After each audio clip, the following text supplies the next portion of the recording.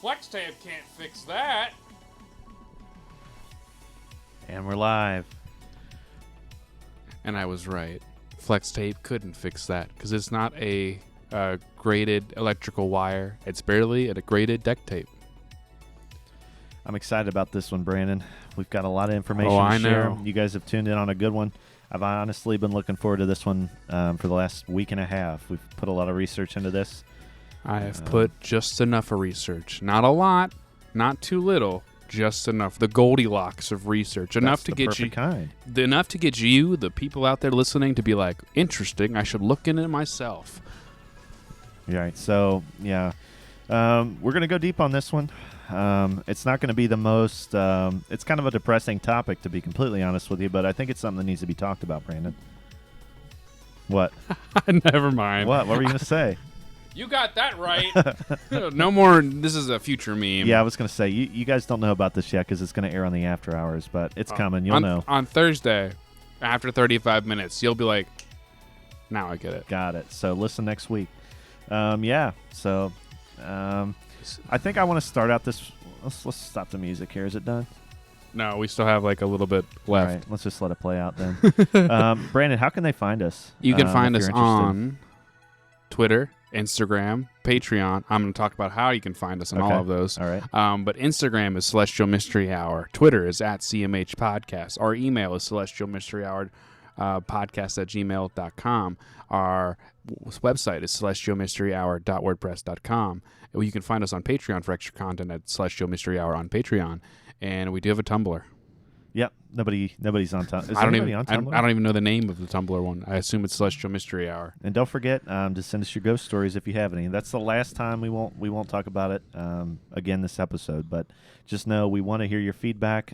We also want your ghost stories and any show suggestions. We'd love to have that as well. Especially if you're Patreon people. If you're helping to support the show, we're going to take your support a little bit more seriously than you freebies out there. Right. It's all good and well, but $1 a month, you can sway some sides. Theology Hour is coming soon. It's going to sound like a 90s radio show. One of these days. So I'm just not worried about the sound quality. That's all.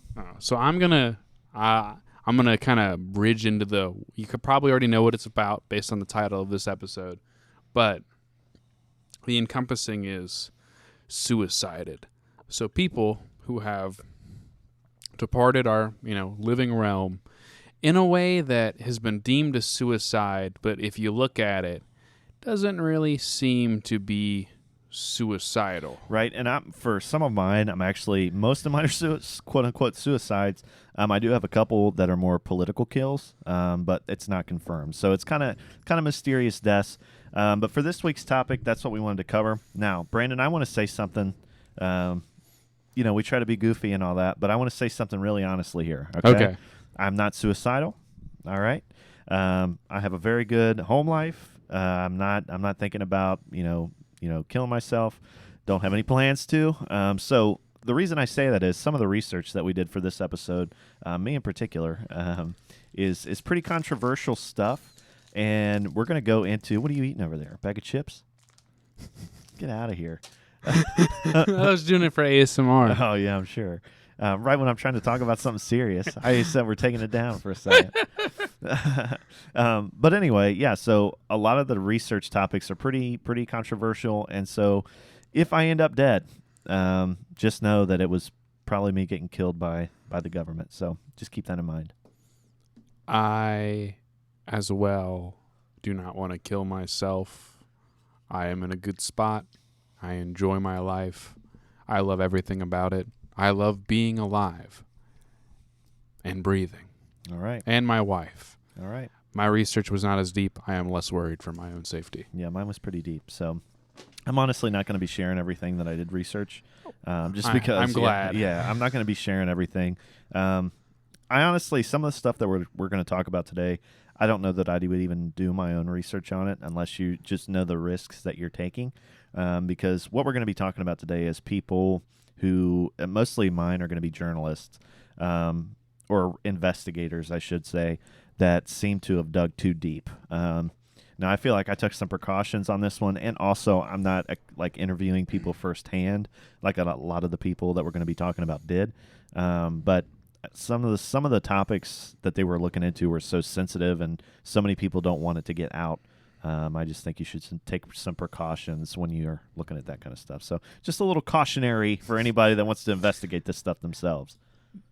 Don't do it at home. If you do, take the right steps. Mine are less investigators, and it's more so just, it's still political. People are involved with political stuff. Mine kind of deal with, we'll go with the Clinton body count for the most part. There's a long list of that, and you can look that up yourself, but I have a big list. I have a couple main ones that I have articles that have a little bit more information, and I have plenty of extra people that are interesting that I can't dive super deep on because I don't have all the information on it. And so the way this is going to work is me and Brandon both found separate people that had been suicided. And so we're going to go back and forth and kind of tell each other, I don't know what he's got. He kind of knows what I got, but he doesn't know everything. So we're just going to go at it that way. So a theme you're going to see, and we can talk about this a little bit, a theme that you're going to see is a lot of this stuff. First of all, when we were doing the research on this, I didn't realize the amount of either political assassinations or people that have investigated. Like, this does not get talked about much by the news. There are some big names, but this happens more often than we care to believe. And then it happens just because people like to think that it happens just in Russia because Putin has investigators killed or people that disagree with him, but it happens a lot more than you think, just like you said. And so the name, if it didn't give it away already, we want to clarify a little bit more of what actually getting suicided is. So, Brandon, can you explain that real quick? The best of my knowledge, suicided is when, let's say, you are investigating or you're a part of something a little too deep in the knees, and it's you're getting a little too close or the time is up and they no longer need you, and you have information that they know will get out. What a suicided is they have put out a hit, they hire someone to kill you or attack you or, basically rob you, and then maybe not rob anything, kill you, and then they make it look like a suicide, and they pay off whoever is doing the investigation, usually, or at least coerce themselves into promoting it as a suicide. So it's most recently, a good example is Seth Rich for the DNC stuff. That's good. We can't talk about everything because I'm not 100% on all of this stuff. But basically, he was supposed to be the person who leaked the stuff to WikiLeaks and got them the flash drive. For what? For the DNC? Yeah, the DNC. So what was some of that stuff? Do you remember? The emails, Podesta, all the Clinton stuff. All of that. So all of mine too is tied to that. So we'll get into that too. But go ahead. But basically, he gave that out to WikiLeaks, and he knew he was being followed, and then he got shot. He shot himself twice in the head. Supposedly. That's it was ruled as a suicide. Right. But I don't know how often people shoot themselves once in the head and go, I'm still alive, not enough. Usually those people shoot themselves. In the suicide cases, if you look up how many people have shot themselves and survived, they feel awful. Not only are they disfigured and their mental capacity is ruined, they will actually want to live, and they try to heal. Mm-hmm. Very rarely do they pull the trigger again. Right. So you're going to hear a lot. I'm not going to say that the DNC / the Clintons / the Illuminati are the only ones out there killing people. I mean, it does happen quite a bit. It seems, I'm sure, but that's most of the stuff that I've found is going to be from them. Well, I mean, it's also just people in our country or world because we assume since we're so... Right, we think it's third world stuff. Yeah, or think it's old time, like Caesar hiring someone to murder someone who's that is a political adversary. But honestly, that stuff is carried on to this age as well. It's just a little bit more hidden because now there's media, but it's paid off. So they're all under the same company or under corporate umbrella. Right. So what I would suggest to anybody who's interested, and kind of what we want to do, just shed a little bit of light on this stuff. Not that we want to dig too deep. So I'm pretty happy with the amount of research that I did. I don't think I got too deep into it to where I'm a target. My list is off CBS, so don't worry. I'm good. Right. But it is nice. I mean, in my mind, if you know that this stuff happens in the country that you live in and that it's possible, I think that changes your perspective on everything else. So I think it's ultimately a good thing, and it's good that people know that people in the nation or people in our government are not above this stuff. And also, I said Seth Rich is the most recent. Honestly, Jeffrey Epstein is the most recent. Of course. Because the running joke is he didn't kill himself. Right. And that's because he died in his cell. It's so obvious. It's very obvious that he was taken out because he knows he was involved and he was going to probably do something to get an earlier sentence and talk about it. And they just got that out of the way real quick. And I think Jeffrey Epstein was what. So if we would have did this episode before all that, I think we would have got a lot of eye rolls. Mm-hmm. But now that we know that Jeffrey Epstein's possible, that high profile of a figure, Mm-hmm. I mean, how hard is it to make the jump to these people that aren't known, that are just digging a little too close? And I think that just shows how little the government or the media has. Like they're able to portray it for the most part, but it shows that there's still cracks that happen in the seam, so we can still see what's actually happening in the behind the scenes. Now I know it's not as many people as the normal pandering public that watches the news and buys into everything, but there's enough people now that kind of understand the inner workings or the behind stuff that they It's can getting more and more. They can see what's actually happening. And it's interesting because when I was doing a lot of the research on this stuff, I had to use a VPN because it's blocked in our nation. You can't find it, and if you're trying to just go off your IP address in your browser, you're going to have a hard time finding a lot of this stuff. What? I thought only North Korea had internet banned. Or China? You tell me America banned thing we look at? It has changed my perspective forever. We are not that's as the free truth. as we think you are. No. And just remember that for our viewing audience. And maybe if you're listening to this, you already know. I've quoted it once before. I'll quote it again. There was a random Russian guy in a game we played. The difference between Russians and Americans is Russians know we're not free, but Americans think they are. All right. And with that, let's go ahead and get into it. That's a good place. So, Brandon, I kind of want you to go ahead and start. I've got mine that are a little involved. So let's hear about yours first. I'll start with the easy one, number one. Just go with one. James McDougal. Have you heard of him before? I have not. So he was Clinton's convicted Whitewater partner. He died in an apparent heart attack. I'm going to go into more. I'm just going to give the basics. Okay. While in solitary confinement, he was a key witness in Ken Starr's investigation. So that Jim McDougal, President Bill Clinton's former partner in the Whitewater land deal, died on Sunday in federal prison in Texas when he was 57 back in, this is like the 1980s. He was suffering from a heart condition, convicted of fraud and conspiracy in 1996. He died in 1 minute past noon on John Peter Smith Hospital, according to the coroner's office. Now, after his conviction and he was put in there, he made a deal with Whitewater, the independent counsel Ken Starr, for a reduced sentence for exchange for his cooperation in an investigation to investigate Bill Clinton and the land scandal and everything. His death was a big blow to the investigation because without him, he was like a very key person to it, to get into the inside of a Bill Clinton's and all that stuff. And then after he died, Bill Clinton but he said his statement, "I am saddened to learn about Jim McDougal's death." McDougal's death today. I've had good memories of years of work together in Arkansas, and extended my condolences to his family. I was going to say Arkansas. It's Arkansas. Arkansas. I keep reading it Arkansas, but it's Arkansas. McDougal, his ex-wife Susan, and the Clintons were investors in the Whitewater real estate revenue when Clinton was a governor of Arkansas. The deal was underwritten by Arkansas Financial Institution and owned by McDougal, and basically it failed and cost the public $60 million. So this was a person that was working with Clinton, back in the day, and when he was just a governor, and then because he was convicted and not Bill for the stuff, he wanted out because he assumed he probably felt wrongly accused and was going to try to get out and help expose Bill because he, both involved. And the moment they got wind of it, found dead in his cell. Interesting. Yeah. So let's go back a little bit. First of all, what was he accused of? So just fraud. So like fraud with the land deal and what the money they're using to buy it or what they're doing misplacing it and all that. So they were saying that they were what exactly were they doing? Do you know? I'm not sure. Okay. I just know they were trying to acquire land or try to buy this land. The most I know. They were doing something shady. Okay. Didn't get written into law. Cost the public like $60 million. And I think Bill Clinton was a part of it as well. Then. Yeah, he was running. He was part of it. He was.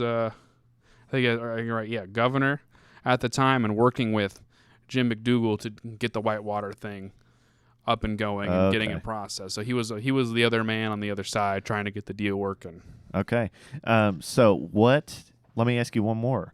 Was this after Bill Clinton was president or when he was running, or do you know? Since it's 1996, is when he. in the fraud. He was convicted of conspiracy and fraud in 1996. So I would assume it's after Bill ran. Mm-hmm. But I think this happened during this was this event they were bringing back up after the Arkansas stuff. Mm-hmm. So it was later they were trying to investigate Bill for whatever reason. And they said he died of what? A heart condition? He had a heart condition. He just kind of died in his cell from a heart attack. But this is like right before he was getting ready to squeal on all of. After he was making a deal with the Ken Starr dude with that independent. Not researchers, but like journalism and all that stuff to kind of expose it.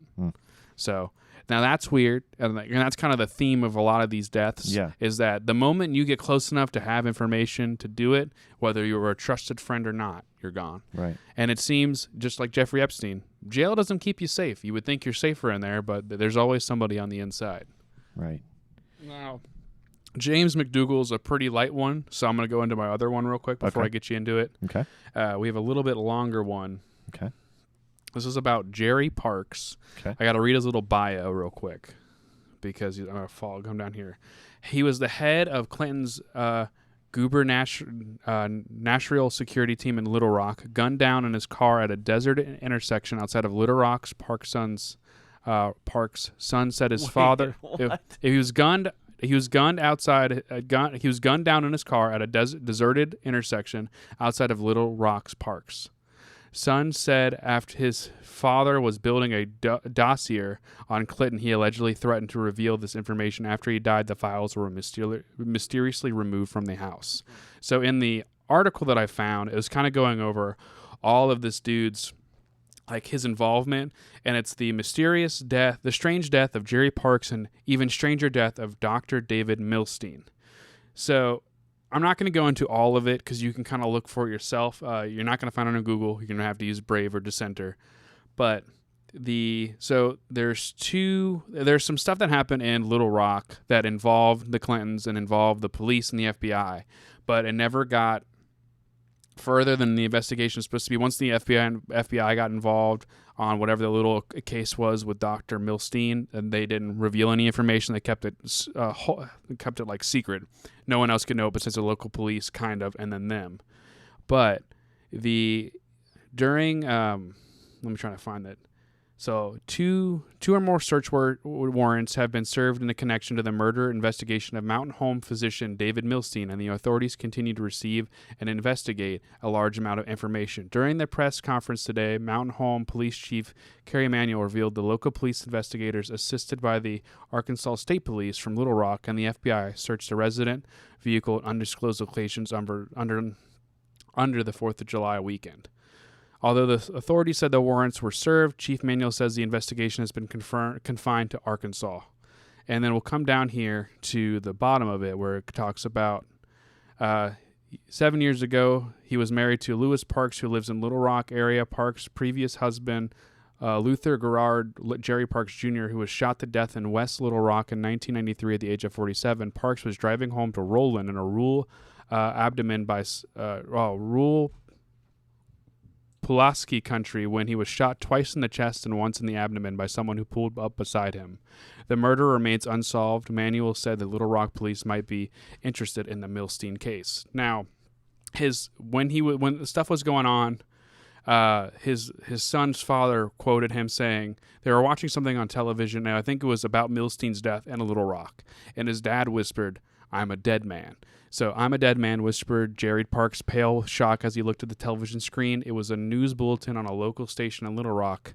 Actually, it was Vincent Foster, a childhood friend of the president, which would be Bill Clinton, had been found dead in the park outside of Washington, apparent suicide. So, Vincent Foster was a dude who was giving Jerry Parks a lot of the information, where he was stockpiling the stuff to impeach the president. And he said in this article, it talks about he has 17 cases of stuff he could impeach the president right then and there, but held off onto it for whatever reason, maybe some deals with Bill or something. But basically, the moment Vincent Foster was found dead in that area, he knew that they're draining the swamp in a sense and killing everybody who was slightly involved with all that, whatever operation it was. And for 2 months, and if he was going to the mail, he would have his gun on him. He would always be strapped, as I say, be strapped or get clapped. Anywhere he would go for 2 months, he was in shock. He couldn't sleep. He was tearing his eyebrows out, freaking out. He would take his wife's medicine for scoliosis and take that to calm himself down. After 2 months, I guess he settled down. He went on a cruise. And then when he went to, I think they stopped in some Mexican area because he was going on his way to a Mexican restaurant. One day his wife was having an issue with his scoliosis stuff. He went on his own.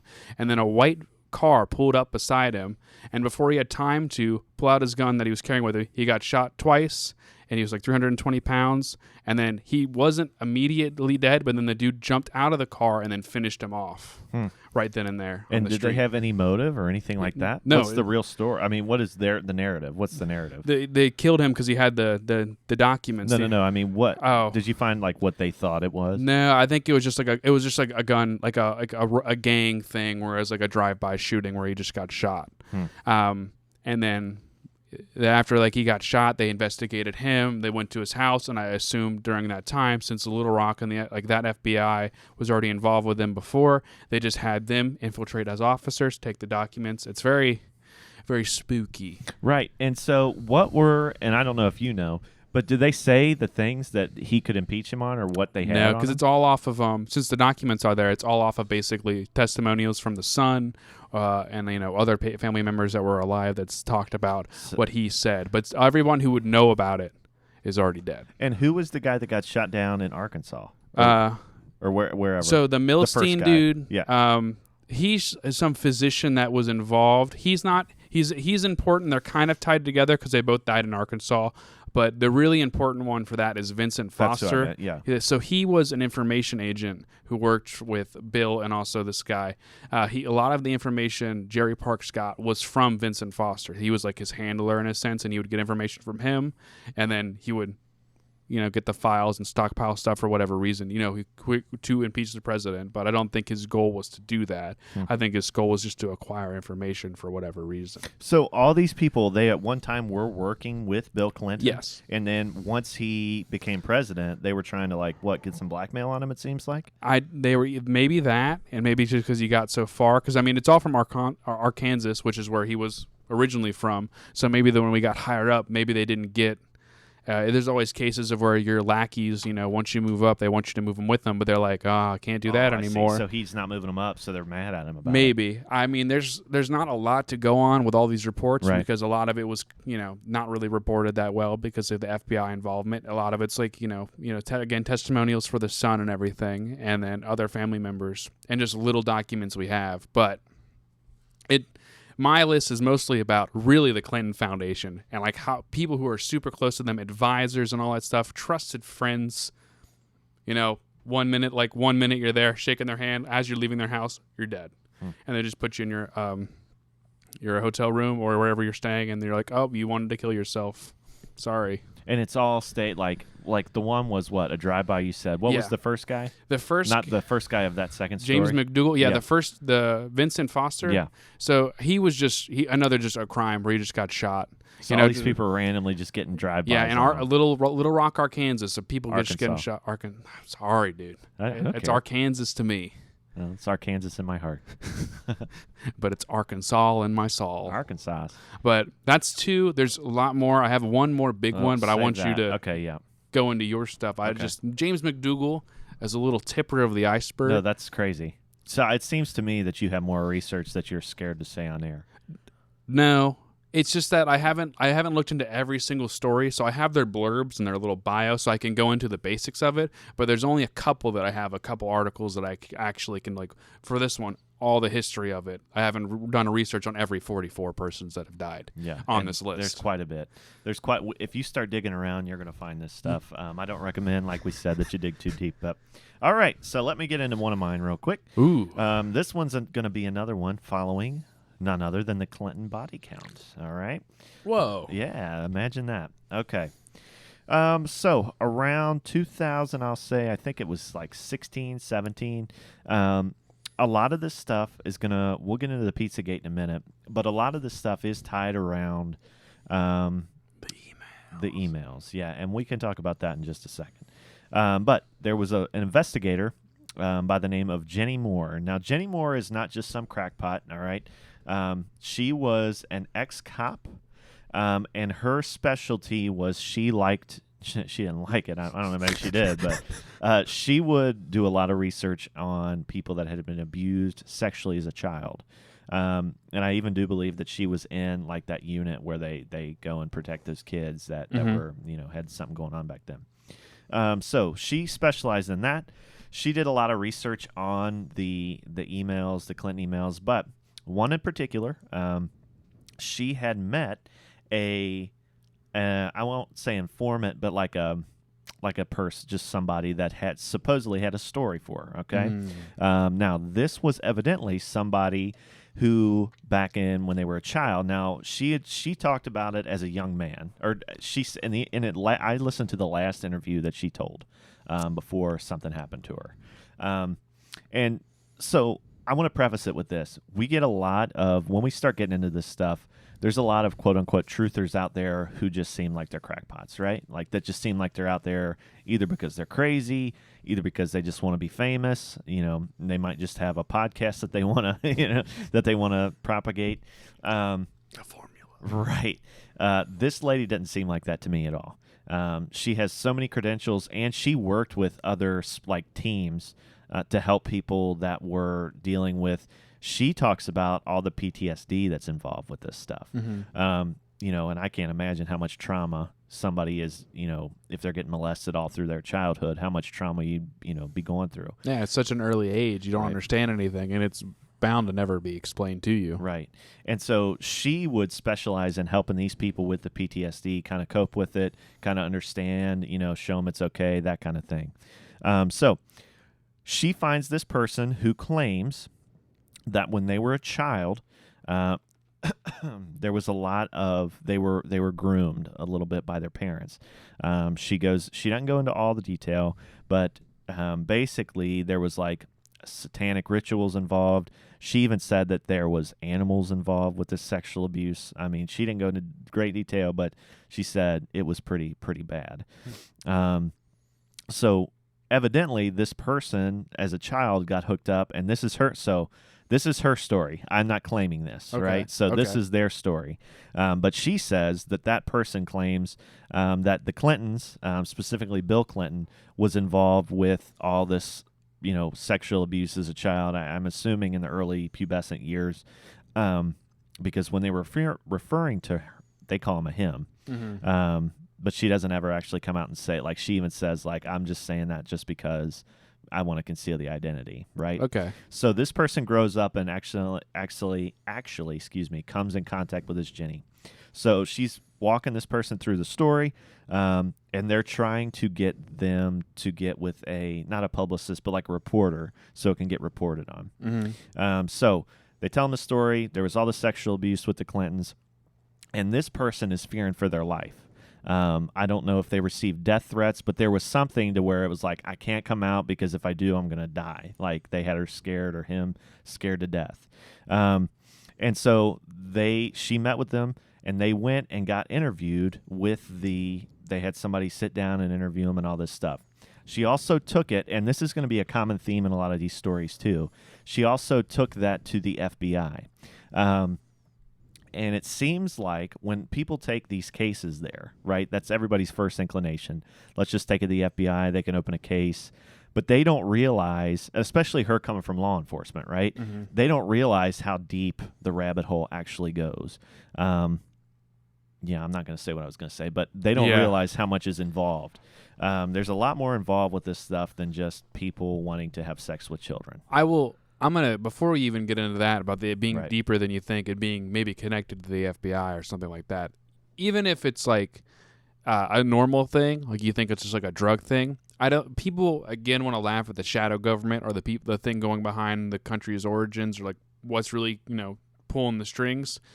Almost every time, in any case of anything, the FBI gets involved, the person who calls the FBI does not get out well.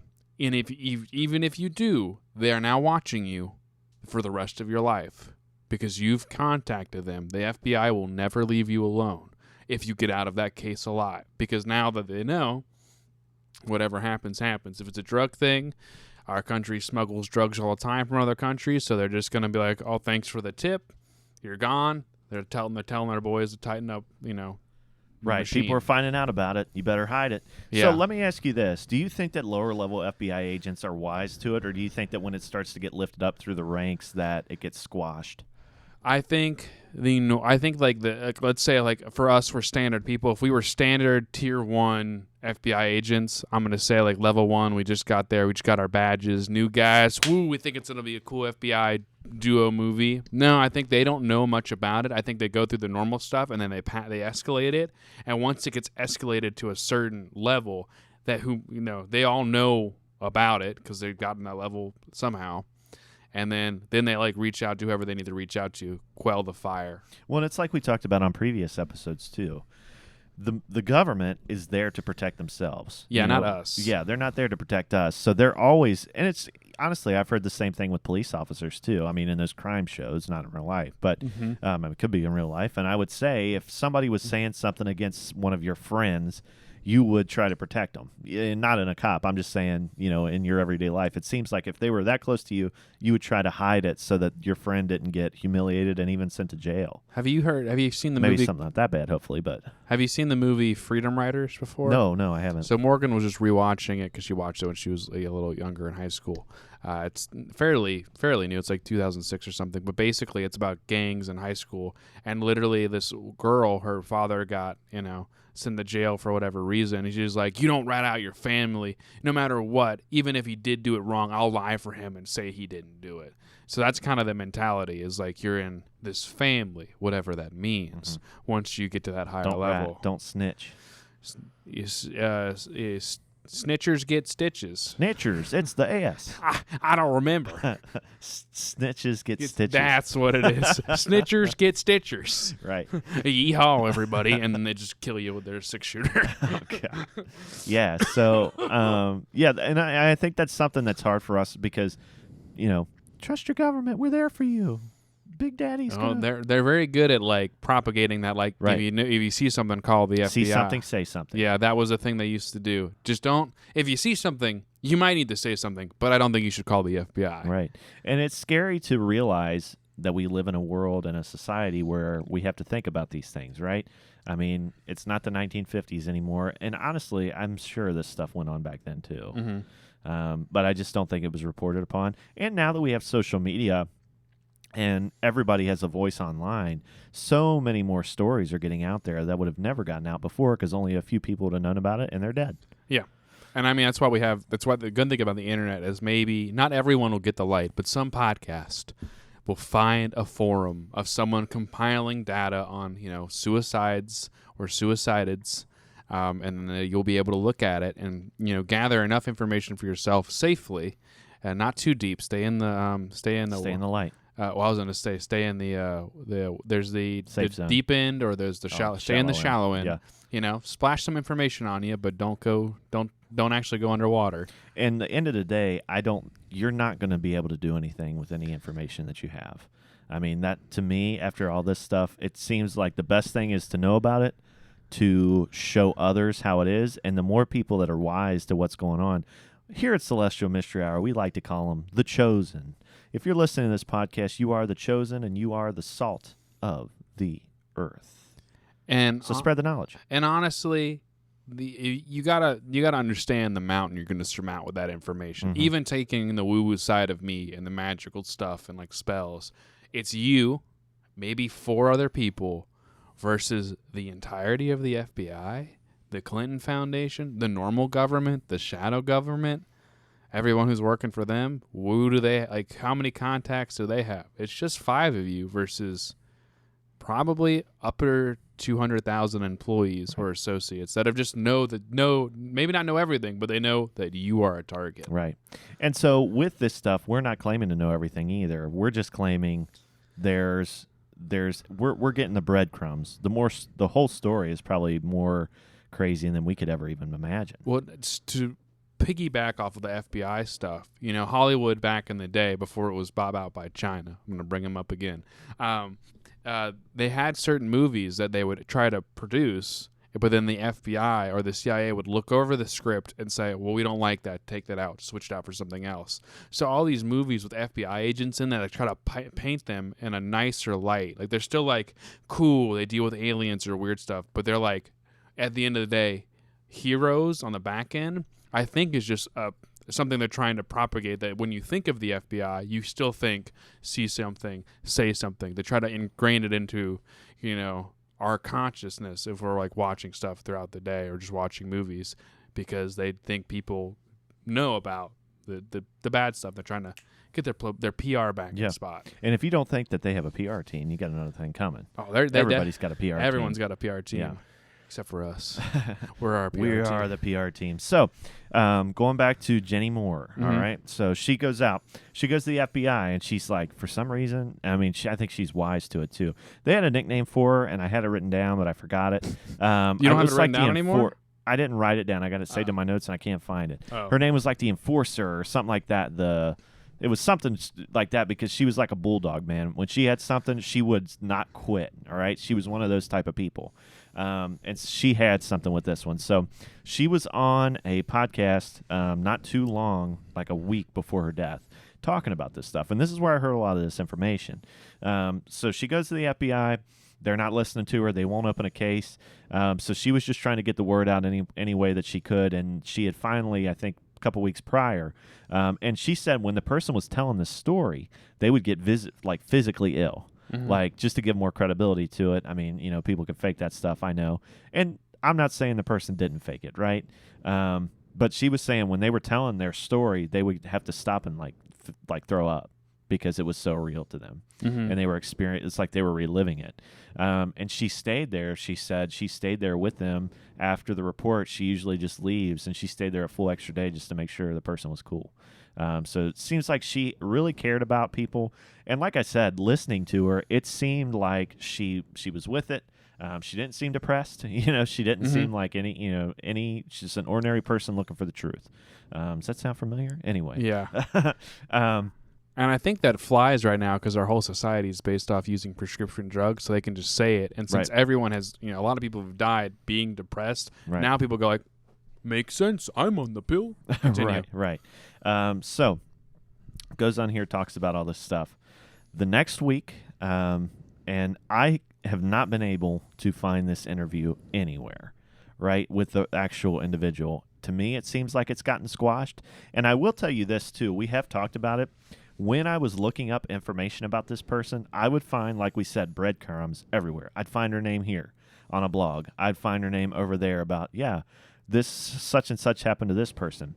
But actually going through and actually finding, because I remember back maybe in 2015, it seemed like if I wanted to find and research a conspiracy, I could go to YouTube and there'd be 5 different videos talking about it. Now with this sensitive stuff, I cannot find anything. And I remember watching videos that I went back to look at again, and they're gone. Yeah, YouTube has cracked down on conspiracy theories. Now, they blamed Flat Earth for it, but they used Flat Earth as a scapegoat to like quelch a lot of that governmental conspiracy stuff. And then now it's like the algorithm hides it. If it has conspiracy in it, if it's said in the video, it's pushed. It still can be uploaded. I think they can still upload it, but it's pushed so far down in the search algorithm.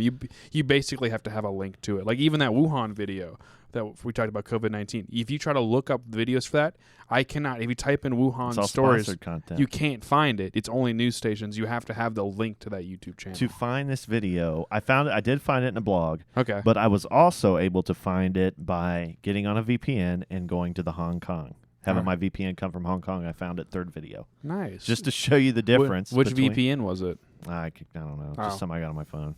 It's probably not even that good. Oh. But it did work. I mean, I did find the video after that. But when I was just trying to browse just on my browser, I could not find it. That's because it's all hidden. Yeah. It's like I don't think people realize how much data gets shown to the front page. I mean, I don't know if you paid attention to the 2016 election and all that stuff. And this thing, there was an issue about Google where Google swayed a lot of votes to Hillary or the Democratic Party because whenever you would look up presidential candidate or something, they paid that all Clinton stuff came for the first like 3 or 4 pages. I do remember that. And then Google was like, "There's no evidence that these will actually sway things." And then there was a real study that showed that a lot of the people who would listen, who looked at it, it was swayed because all they would see was that result. But no one talks about that actual report, and it's an actual good study They did enough. It's good scientific research in that sense, but it's just never talked about because it proves that they were wrong. Yeah, it was the Russian bots. Yeah, Russian bots did it. Okay, so anyway, I was able to find and listen to this. So a week later, after that video, she was found in her hotel room dead of seizures. And right, okay, so ambiguous. There was nothing in the medical records or anything like that that showed that she had any signs of that. She was just randomly dead right after she was researching this person that had been sexually abused by the Clintons. Yeah, by the Clintons. So there's another one added to the Clinton body count. Was there anything with the coroner's report? Any drugs or anything? Although I wouldn't even trust that. It didn't. I couldn't find anything like that because that's what I'm saying. You can find very little about it. It's probably swabbed. And all of the things you get are from people that know them or people that had dealings with them. And then when that's how you get that label of fake news. That's just fake news. No, that's a first-hand account or a second-hand account at least. That's as good as we're going to get because the real news isn't, or the whatever news, the mainstream news isn't going to report on it. Yeah. Well, that's true. And then it's and even if they can't because they're paid by they get all the money from the candidates. They have an agenda. Journalism is no longer the same thing. Before it used to be there's a story, we need to prove something. Now everyone is so tied up and I guess so connected to the government and the powers at play that it's a lifeline. So if that goes down and the news media goes down, they have nothing they can do because all they are for society is someone who reads off a teleprompter and is pretty while they're kind of young. And then sometimes have a decent voice. Some of them do not age as well. It's just how it goes. But with the sexual assault stuff, my third person that I have an article on is called, do you know who Mary Mahoney is? No. No. Okay, I'm going to give you a briefer. She's a former White House intern who was murdered in July 1997 at Starbucks coffee shop in Georgetown. So the big article kind of goes over a lot of it. It ties a lot to Seth Rich as well. So it would in the article starts off with a Instagram post. It would be not Instagram, Facebook post. It was it would be a lot easier to believe the Clintons don't routinely kill people who might pose a problem with them if it wasn't for all those bodies. So the Clinton body count, just people joking about it. So let's get into the death of Mary Catherine Mahoney. Mahoney was a former Clinton White House staffer until 1995, who became friends with a young intern by the name of Monica Lewinsky. After her time in the White House, Mahoney took a job as a night manager at Georgetown area Starbucks, and in 1997 she was murdered in an apparent robbery. Here's the description of the robbery. Mahoney, she was killed at the coffee shop during a shooting that was described as a robbery as though nothing was taken, which is a lot of cases with a lot of these. Like Seth Rich, it was a robbery. Yeah, nothing was taken. Nothing was taken. Wallet was still on him, right? Yes. A man named Carl Derrick Harvard Cooper was arrested and charged with the murders in March 1999. Cooper, not Carper, his first name is Carl. Cooper pleaded guilty and said he went to Starbucks to rob the store after it had closed. He said he ordered Mahoney, Evans, and Goodrich, other co-workers, to the back of the store, but he claimed Mahoney attempted to grab his gun. Cooper said that's when he shot her and the other two employees and made the escape, fearing gunfire would alert authorities. And then Goodrich had a confession after a 54-hour interrogation. Yeah, anybody who confessed to anything after that amount of time. Yeah. So, the robbery, nothing was taken. Sounds familiar. So Mahoney was shot 5 times. Once in the back of the head, with the key to the safe in her hand. The safe had $10,000 in it. Wasn't touched. Despite Starbucks being in a location densely populated in their neighborhood, no one reported hearing gunfire, sparking speculation that the gunman had used a silencer. So she had the safe key in her hand, was going to do it, $10,000 in the bank, robbery. He was set up to kill them for whatever money, murdered them. If in his original story, she tried to take the gun, shot her and the 2 other people. He shot her. Yeah. 5 times? Right. That seems a little excessive. 5 times, no gunshot noises, no one talks about anything. Starbucks in the middle of the town, even at night after it's closed, no one saw anything. It just the weird thing with these stories is they're labeled certain things like the robbery or suicide, but then the robbery never happens. Even the ones where like the normal criminals in like these gang areas or lower income areas, these cities, they still get caught, but they still rob the guy. They still do the deed. And no one takes anything. So the reason why she was killed is the interesting timing of the portion of the story was she was murdered during the pretrial media coverage of Paula Jones' sexual harassment lawsuit against Bill Clinton. So the lawsuit that uncovered the cigar-fueled sexual romps in the Oval Office between President Clinton and Mahoney's friend Monica Lewinsky. So that was like, she was not really a key witness, but she knew about it because she was friends with that other intern when she was working there in 1995. So she probably knew a lot of what was going on because of Lewinsky, and because they knew that she knew each other, they put a hit out on her. And even though she wasn't even working for them anymore, but since she was involved with that They just trial, didn't want any information out there. Since you were involved with that trial, gone 5 times, shot. It just seems like the guy. So to me, it seems like if it is a hit, they're hiring some bottom of the barrel people here. They'll hire anybody who thinks that because what the Clintons or anybody in that power will do. It's a classic conqueror of the world move. I should know because I would take over the world. You promise them that you will save them on whatever, and they're down on their luck.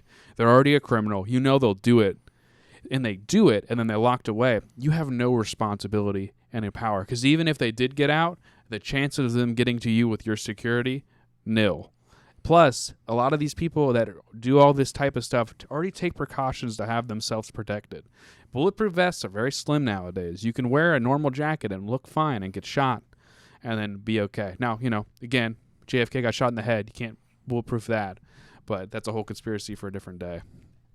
Flex tape can't fix that, Brandon. Flex tape? Well, it probably could. I would be interested to know what happened to that guy when he got to jail.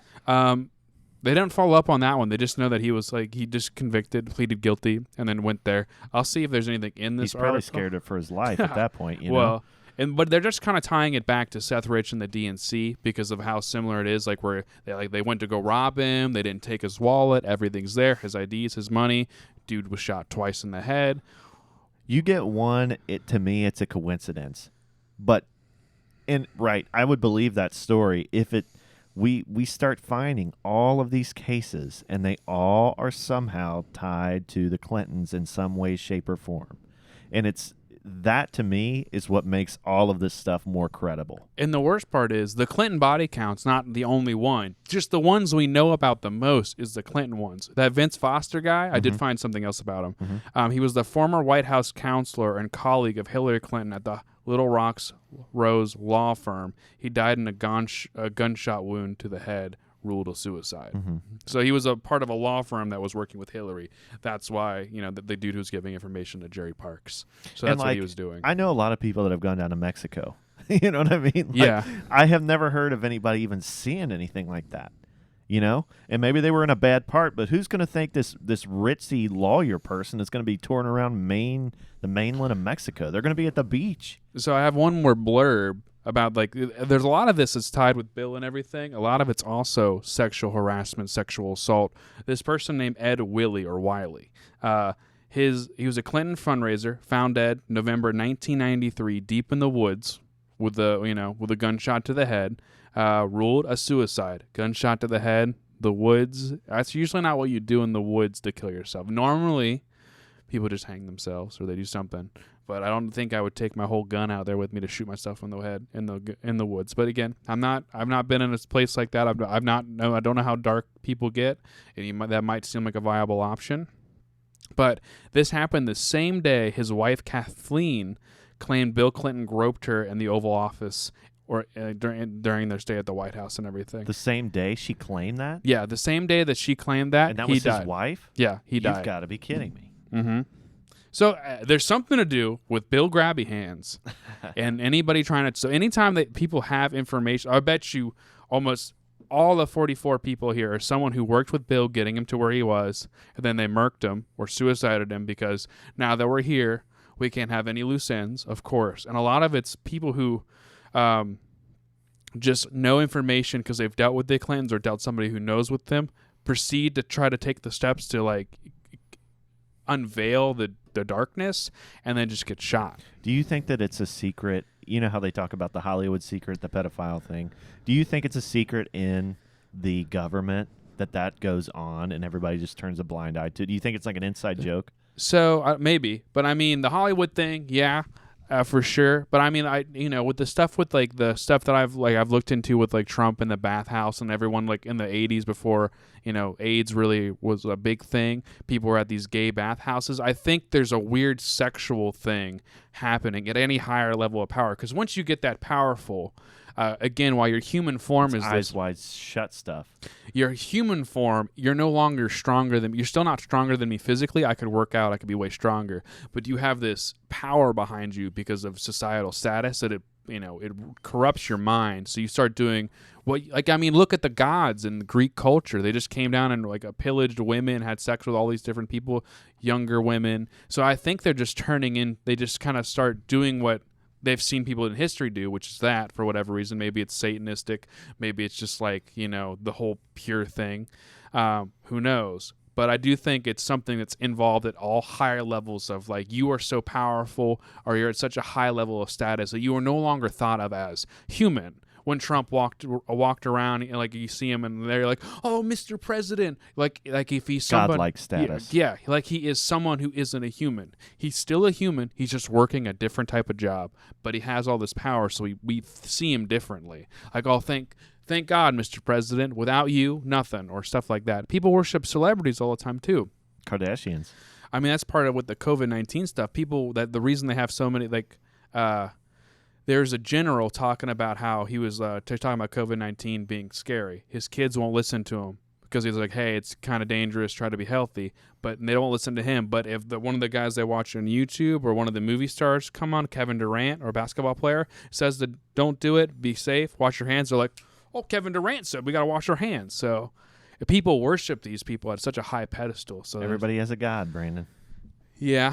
Everybody has a god. Well, no, I think you are hitting on something when you talk about, there's a saying, absolute power corrupts absolutely, right? Yeah, so go ahead. Oh, I said, and it's not been proven wrong yet. No. And so to me, that could be part of it, right? Mm-hmm. It could very well be that it's just that these people have everything they want and they always want more. So maybe because there is a sexual element to all of pretty much everything that we're seeing, right? Mm-hmm. And it's tied into the Illuminati when we'll get into that too. But there is this sexual element, and I'm not convinced that it's purely about power. I do think there is a dark. Clearly, yes, but I think that there is a darker element to it. So, to me, I question maybe there's not a force behind them getting to that level. And I don't know if you've ever thought about that before, but I think some people would say, and I'm not saying I do, I don't know, but I am saying that I think it's plausible if you believe in that type of thing that maybe, I don't know, they sold their soul or they worship something that gets them to that place. I mean, we've talked about it once before, maybe in the Giants episode, check it out. But basically, even with the Aztecs, it's something about sacrificing young, pure, children, women, girls or boys, and sacrificing to the gods. It's something about that young blood that is appealing to the higher status of the gods of the Aztecs or whatever. And in these circles, it's always younger, young kids, the pure, the virgins. Yeah. So that hasn't changed. It's not just you can talk about just the sexual aspect like I was talking about too, and the power thing, but it can't be that every person in power thinks a younger, pure, whatever it is more enticing than a more a fooled out, attractive woman, maybe a little more mature, little perky breasts or something like that, lightening up the mood, my friend. It's a little dark topic. Don't look at me like this. So there's got to be something to do with that, because there is a connection. It's throughout some of ancient history and a little bit of modern, and then now there's something involved with these rituals. We told you guys this was going to be a deep, dark one, all right? So we're joking around most of the time, but I think there are times where you have to talk about this stuff because it exists. But my thing is, this is going to have to just be a longer episode. Sorry, guys. I mean, we just got a lot of good stuff here. But That's fine. Well, I mean, as long as we don't hit over 2 hours, I think we won't lose anybody. No, it's not going to be that long, trust me. I got my wacky stick comedy, right, that I can bring up at any dark moment. Flex tape can't fix that. You're going to get that a lot better next week. Got him. It's not going to be funny to you yet. Yeah, Thursday you'll understand. Yeah, you'll get it. If we make it that far. Yeah, we'll see. Okay, I just want to take this little brief segment to just reiterate that we're not going to kill ourselves. We're very stable mentally. We don't do opiates. We don't do drugs. So if we end up dead in a gutter somewhere, you guys are going to know what happened. You're freaking me out every time you bring this up, too, though. You're making me more... I just want it to be known because here's the problem. A lot of these people didn't tell anybody that, and they ended up dead. But I mean, how far more did they research than we did? I'm hoping a lot more. Well, I did not research anything, nor was I involved. Right, and I don't know. We're making all this stuff up. Yeah, I love the Clintons. I think they bought it. All right. Before I get into my next story, though, I just want to touch on that one more time because I do think, in my mind, I do believe that this stuff has more, I want to say satanic, has deeper, darker roots. And I think, I want to clarify also, so don't get it twisted, that I do not think that everybody in the government is evil, right? Mm-hmm. There are people there that are trying to do the right thing. And I think that's on both sides of the aisle. Now, while I don't agree with everybody's ideals, I do think that a lot of people are trying to do their best and are doing a good job and the best that they can. So I don't think that all these people getting killed. Actually, it really just seems like mostly the Clintons. Yeah. But, and maybe some elements of the CIA and the FBI.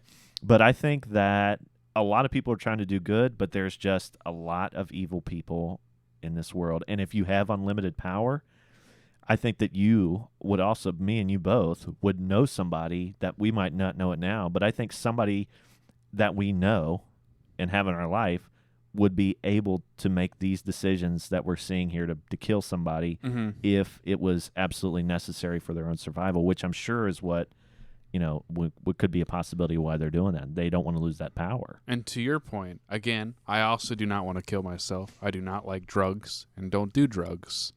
But for the people on both sides that are in government, that not everyone's evil. It's really just the way our administration is set up, that now the way the system is running, there's not really a way for one person to really make a difference. You can fight all your life to get up to the seat of president, but you don't have as much power as you think you do to change anything or to drain the swamp or whatever they say to get in. And it very much could be that, talking about sacrificing people to gods and stuff, maybe those gods are just changed to a different form and they're sacrificing something they think.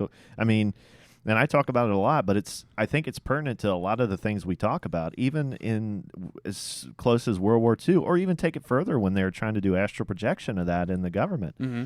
There are times where governments will do anything to get ahead, right? So we think, oh, that's all straight-laced. But I think there's a lot of times where people dabble in these things just to see if they can get results. So whether it's real and they're really worshiping something or really, it doesn't matter at that point because the ends justify the means. Yeah. I mean, even if it doesn't give them power, they still think it does, and so they're still going to do it. So I think that could be a case of why we see so much of this stuff nowadays is that they're thinking that they're going to get more power if they do these things. That makes sense. And I don't know if it's true, but I think it makes sense too. I mean, we'll never know, nor do I think we should know. No, we shouldn't. And I don't want to talk about it on the podcast if we did know. We may know. Ooh. We don't know. I don't know anything. All right. So I know no more than a YouTuber conspiracy person. That's very true. And we don't have any followers anyway, so we got some. They're listening. Yeah, but what if we got big and this is the episode that... We'll just simply have to take it down. Not a good point. So listen to it. Share it with your friends while we got it. All right, so let's go ahead and get into one more here. Do you have any more? I have plenty more, but I think yours are a little bit more interesting, and I've filled up some of the time. I want you to hit us with a big and bold. All right. But actually, before you do that, I'm Yeah. going to hit you with Go a for it. couple more. I'm going to get these are going to be these are going to be shot fires. These are going to be brief blurbs to kind of let Michael get dialed in and ready. Really quick. Be on the lookout too. We've got so many of these, and we can investigate them for days. You're probably going to see a part 2 at some point in time. Yeah, we'll probably revisit it. It's going to be called Murked, the sequel. Okay, so there's Kathy Ferguson, ex-wife of Arkansas. A lot of stuff in Arkansas, or early Bill Clinton. That's odd. Mm-hmm. Ex-wife of Arkansas trooper Danny Ferguson was found dead May 1994 in her living room with a gunshot to her head. It was ruled a suicide, even though there were several packed suitcases as if she was going somewhere. Danny Ferguson was the co-defendant along with Bill Clinton in the Paula Jones lawsuit. Kathy Ferguson was possible corroborating with witnesses for. So more about that sexual people. The thing with the bags is really interesting. Like, Yeah, she was trying to head out of there. She was before ready got to leave. Killed. Yes. She probably got some info from somebody that you're about to get murked, get out, and then by the time, I mean, in those cases, it's like watching the movies. Like, you get the information a little too late. They're already I mean, if you think Google is watching you and making ads of what you're buying, let me tell you, big boy daddy government is the 5 steps ahead of what you're saying. They're probably listening to us right now. What's up, guys? Hey. Let's get them on the Spirit Pod. Yeah. Anyway, go ahead with your other one. I like these. And that's the thing, man. The more we research this stuff, there's tons of these cases. I didn't realize until we started looking into it. All these people that have ties. Bill Shelton, Arkansas State Trooper and fiance of Kathy Ferguson. Critical of the suicide ruling of his fiance, he was found. He didn't think it was a suicide, and he was found dead in June 1994 with a gunshot wound, also ruled as a suicide at the gravesite of his fiance. You've got to be kidding me. No, I'm not kidding you. I know. I just said that for dramatic effect. It's awful. So you think they killed him at her gravesite? Yeah, they probably well, what I think happened is they probably drugged him there.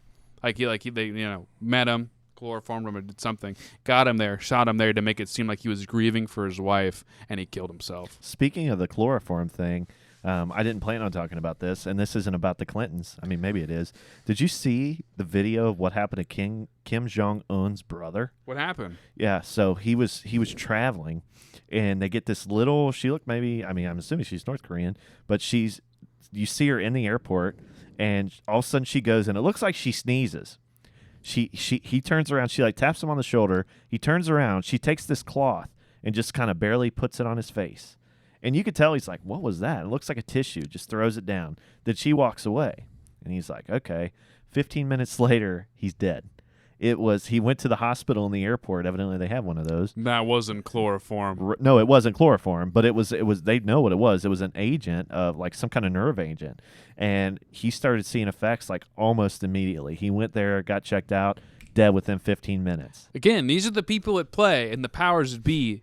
You can find this. I found that on YouTube. You young journalists out there trying to make a way up there, you're gonna get yourselves killed. Don't do it. You can't do it. You can't fight this fight. Unless you're one of the chosen. I think that there are people out there that they feel like that's their calling in life, and I do believe that. And I honestly feel awful that people like that. When the bull you were talking about, when she was just going head first into it, right? And then she was just doing whatever she. Everybody could. trusts their government. Well, I don't. I trust some of the government, but I don't. After hearing this stuff, I trust them less. I mean, you got to be careful what you. We're allowed to live our lives up until the point we cross a line, and you got to. Most people aren't going to cross it, but again, as our saying goes, the truth is hidden from the seeker. Seekers die a lot more than you think because they don't know where the line is at. Right. Have we crossed the line, Brandon? I hope not. If not, we're not posting it. Right. Do you have any more? There's plenty more, but I think yours is the next big one. Give me one more good one, and then we'll let me look for some more Arkansas. Okay. Yeah, it's really interesting that all these are happening in Arkansas, right? I mean, come on, at least hide it a little bit. Well, so then more about the Whitewater investigator stuff. So John Paul Parno Walker, Whitewater investigator for the Resolution Trust Corp., jumped to his death from his Arlington, Virginia apartment balcony, August 15th, 1993. He was investigating the Morgan Garantly scandal, which is tied to everything that Bill Clinton did with McDougal and the Whitewater stuff. So he was investigating his death, McDougal's death? No, just the in general the Whitewater stuff. Yeah. He was the Morgan Garanti scandal, but that's tied to the whole thing. I'm gonna see if there's any more. Okay, Johnny Lawhorn Jr. Mechanic found a check made out to Bill Clinton in the trunk of a car left at his repair shop. He was found dead after his car had hit a utility pole. Utility pole. Is that verified? I'd have to look it up. This is just like on the CBS stuff on the list. CBS, you found this on? CBS Las Vegas. That's why I'm not so worried about me dying. These are what all was the check? Just a check to Bill Clinton or a check from Bill Clinton. Really? Yeah, so like that's somebody who's not even remotely involved. He worked on the car, saw it. Someone saw that he saw it and marked him. That's crazy, man. That's crazy. All right. Watch out, everybody. I'm a little worried now. I got to drive home. All right. Well, we didn't post it. If I wasn't dead before, I'm going to be dead after this one. All right. So I don't want to know. I'm saying my prayers. I'm ready to make my peace with the Lord. I don't know if I want to post this anymore, Michael. Really? No, we're posting it. I don't know. You're freaking me out every time you bring it up. All right. Well, you're the one that talked about the C word, so. Oh, I mean, it's on CBS. Well, then we're all right. It's a CBS Clinton body count. This is just like the list of Clinton associates who had allegedly died mysteriously. Check it out. Okay. This was October 10th, 2016. All right. All you're doing is reading from CBS. So. That's all I'm doing for reading CBS. All right. I had to do a little digging for this one. Mm-hmm. All right. And this is what got me started on the whole thing. So let's get into it. So most of the information that you're going to find out there, I want to just go a quick little overview, little brief summary of how my thought process on doing research and also about all of this fake news stuff has changed, right? Most of what I find, the ideas that I find for like the conspiracy stuff now are coming from Reddit, right? Mm-hmm. And we've talked about it. They're not on mainstream. Most of them aren't on mainstream news media. Most of them are going to be found through articles and things that people save. Now, a lot of these articles, people would say they don't have any credibility because they're not one of the main news channels. Mm-hmm.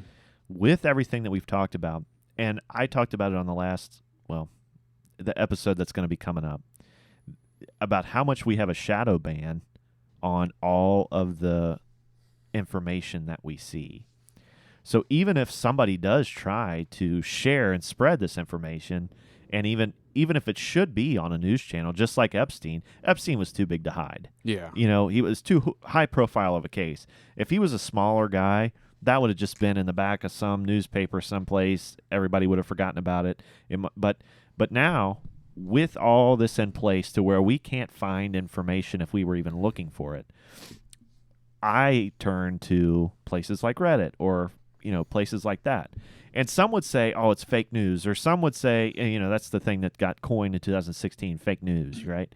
All of this stuff, to me, is better than what I would get from those mainstream news sources because they're more firsthand. Mm-hmm. It's people that have worked with these people. It's people that know about it, or it's people that have an eye to save it before it gets taken down or deleted once people start connecting the dots. But the one thing that I will say is there is another Epstein-like suicided person that happened that was pretty popular. It was a guy named, let me find it, Jamal Khashoggi. Do you remember that guy?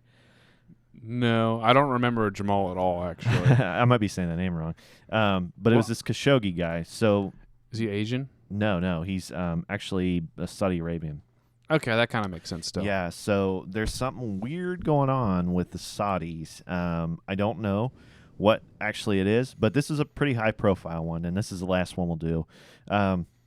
So this guy was a dissenter of Saudi Arabia, and he was a journalist. So he used to be a journalist over there, came to America to seek exile, and was would write all these, he wrote for the Washington Post.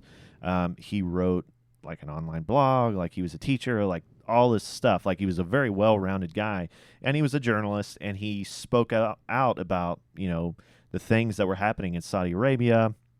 He spoke out about the deals that they were making with Israel. or not even deals, but just like how the Israelis were acting and, injustices that were happening in the Middle East.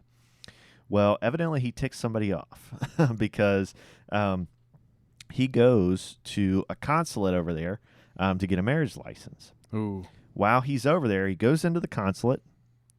He doesn't come out. Evidently, it was mic'd up in there. And however, he got it recording. I don't know if the hotel room was, or I don't know if if somebody just happened to hear it. But there's a recording out there of it too. But basically, he never left the consulate, but there was a bunch of guys with black duffel bags that left the consulate. They had a recording of him somehow, and his last words that they could hear audibly were, "I can't breathe." So when it was found out, like he'd been missing for a while, they reached out to the Saudis. They didn't know what was going on. Long story short, they ended up saying like he died because he got into a fist fight out in the back and it was off camera. Then I believe it was like Turkey or one of these other places came out and said, no, we found evidence that he was killed in his hotel room or his room, that he was dismembered, put in a bathtub. They put lye or whatever in it to disintegrate the body and then carried him out in these bags. Now, the interesting part about it is when like Trump was asked about it, he was like, I don't know anything about that, kind of like brushed it off. So there's some kind of weird tie that we have with Saudi Arabian government. Go ahead. Well, that's a big thing. So with the whole Iran war stuff, Iran doesn't like us in the sense that we do a lot of deals with Saudis, even though Israelites and then the Saudis don't like each other. We're doing deals with both of them. Right. But we're trying to be like that one dude who talks to every girl. Right. But so we're doing deal with Iran. We try not to tell them that we're doing something with the Saudis, but we do a lot of stuff with the Saudis as well. And we're trying to get like the best of both worlds. So that makes sense why he kind of brushed it off, because you can't, if you investigate it, it's showing Iran that you care enough about the Saudis to investigate someone dying.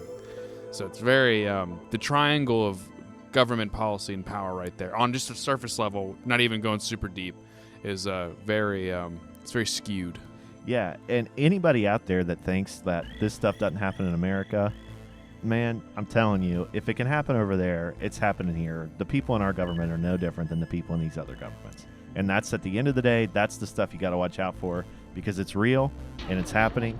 And I think that I would love to know more, and we'll probably do a follow-up episode on this at some point about more people, because literally when we were looking for this stuff, there's tons of people that died of mysterious deaths or even outright murdered, and it's just like, oh, it's a shooting. Okay. More than you could ever imagine. More than you could ever imagine. I mean, just look at people that, our own, like, who exposed stuff. Who was it? Not Snopes, but the one dude who is Snowden? Snowden, yeah. Exiled. Yeah, exiled. And then Julian Assange. They want it back bad. The Julian Assange, he disclosed information that like the public should know about, and then they're like, he's a traitor to a country. He doesn't even live here. Right. He's not a traitor right. if he didn't live here. Yeah, right. He's not a United States citizen. Yep, he's exposing the truth. He's peering too far behind the veil, evidently. Yeah, and I don't want to end up like Julian Assange. Right. Assange. And I don't want to end up like Epstein, although I'm not doing all the crap he did. But no, pretty normal guys. Yeah. So pretty non-believable guys. Right. So with that, I think that's all we can do for this one. Well, thank you guys for listening. We've already touted our stuff at the beginning of the show to how to find us. Just look at this there. Follow the mystery. And remember, if you're listening to this broadcast, you are the chosen. You are the chosen. And we love you. And enjoy the rest of your night.